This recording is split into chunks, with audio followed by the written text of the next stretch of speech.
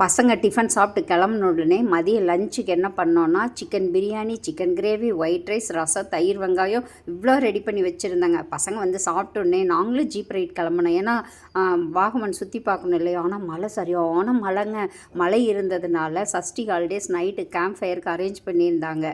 முடியல, அதனால் டிஜே வர வச்சு பிள்ளைங்கள்லாம் ஒரே செம்ம ஆட்டம் பாட்டம். முடித்ததுக்கப்புறம் ஸ்டூடெண்ட்ஸ் மேடம் எல்லாம் சஷ்டி ஹாலிடேஸ் பற்றி ரிவ்யூ கொடுத்தாங்க.